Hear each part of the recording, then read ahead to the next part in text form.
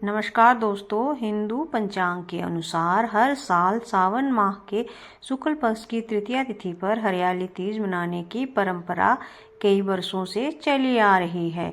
इसे हरियाली तीज या श्रावणी तीज के नाम से जाना जाता है। हिंदू धर्म में सावन माह के शुक्ल पक्ष की तृतीया तिथि के दिन हरियाली तीज का पर्व बड़े ही उत्साह से मनाया जाता है। इसे हरियाली तीज या हरतालिका तीज के नाम से जाना जाता है। वहीं इस साल ये व्रत दिनांक 7 अगस्त को रखा जाएगा। इस दिन सुहागिन महिलाएं अपने पति की लंबी आयु के लिए निर्जला व्रत रखती हैं। हरियाली तीज के दिन भगवान शिव और मां पार्वती की विशेष रूप से पूजा अर्चना की जाती है। ये व्रत सुहागिन महिलाओं के अलावा कुंवारी लड़कियां भी अच्छे वर की प्राप्ति के लिए व्रत रखती हैं। इस दिन सभी महिलाएं 16 श्रृंगार करती हैं।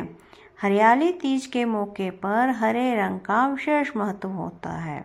इस दिन सुहागिन महिलाएं हरी साड़ी, हरी कांच की चूड़ियां खासकर पहनती हैं। मान्यता है कि इस दिन पूजा करने के साथ साथ हरियाली तीज की कथा जरूर सुननी चाहिए, वरना व्रत सफल नहीं माना जाता है। इस व्रत कथा के बिना हरियाली तीज की पूजा अधूरी मानी जाती है, जिसके कारण विवाह में कई तरह की अड़चनें आती हैं। हरियाली तीज के दिन जरूर पढ़ें व्रत कथा। एक बार की बात है जब भगवान शंकर मां पार्वती को उनके पूर्व जन्म के बारे में याद कराते हुए कहते हैं कि हे पार्वती, तुमने मुझे पति के रूप में पाने के लिए हिमालय पर कठिन तपस्या की थी। यहाँ तक कि तुमने अन्न और जल के साथ साथ सर्दी, गर्मी, बरसात जैसी सभी ऋतुओं में बहुत कष्ट सहा है। तुम्हारी तपस्या देखकर तुम्हारे पिताजी पर्वतराज बहुत दुखी हुए थे। तब एक दिन नारद मुनि तुम्हारे घर आए और उन्होंने तुम्हारे पिताजी से कहा कि मैं भगवान श्री हरि विष्णु के भेजने पर यहाँ आया हूँ। विष्णु जी आपकी पुत्री की तपस्या से बेहद प्रसन्न हुए हैं और वह उनके साथ विवाह करना चाहते हैं। तब नारद मुनि की बात सुनकर तुम्हारे पिताजी अत्यंत प्रसन्न हुए और उन्होंने नारद जी से कहा कि वह विवाह के प्रस्ताव को स्वीकार करते हैं। ये सुनते ही नारद मुनि भगवान विष्णु के पास जाते हैं और उन्हें सूचित करते हैं। फिर भगवान शिव माता पार्वती से कहते हैं कि जब तुम्हारे पिताजी ने ये खबर तुम्हें सुनाई तो तुम्हें बहुत दुख हुआ, क्योंकि तुम मुझे पति के रूप में स्वीकार कर चुकी थी। इसके बाद तुमने अपने मन की पीड़ा अपनी सखी को सुनाई। जब तुम्हारी सखी ने एक घने जंगल में रहने का सुझाव दिया था, उसके बाद तुम बिना किसी को बताए वन में चली गई और जंगल में मुझे प्राप्त करने के लिए तुमने कड़ी तपस्या की।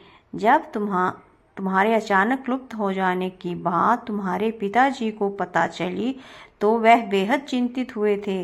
वह सोचने लगे थे कि इसी बीच अगर भगवान विष्णु बारात लेकर आ जाएंगे तब क्या होगा। उसके बाद भगवान शिव माता पार्वती को आगे कहते हैं कि तुम्हारे पिताजी तुम्हें खोजते खोजते धरती पाताल को एक कर दिया था, लेकिन तुम उन्हें नहीं मिली, क्योंकि तुम उस समय एक गुफा में रेत से शिवलिंग बनाकर मेरी आराधना में पूरी तरह से लीन थी। तब मैं तुम्हारी तपस्या से प्रसन्न होकर तुम्हें मनोकामना पूरी करने का वचन दिया था। तब इसी बीच तुम्हारे पिता ढूंढते हुए गुफा तक पहुँचे और फिर तुमने उन्हें अपनी पूरी बात बताई। तुमने बताया कि मैं अपना जीवन शिव को पति के रूप में प्राप्त करने के लिए तप में बिताया था और आखिर वह तपस्या सफल हो गई। फिर तुमने अपने पिताजी से कहा कि मैं आपके साथ घर तभी चलूँगी जब आप मेरा विवाह शिव से करवाएंगे। फिर पर्वतराज तुम्हारी बात माने और उन्होंने पूरी विधि विधान के साथ हमारा विवाह संपन्न कराया था।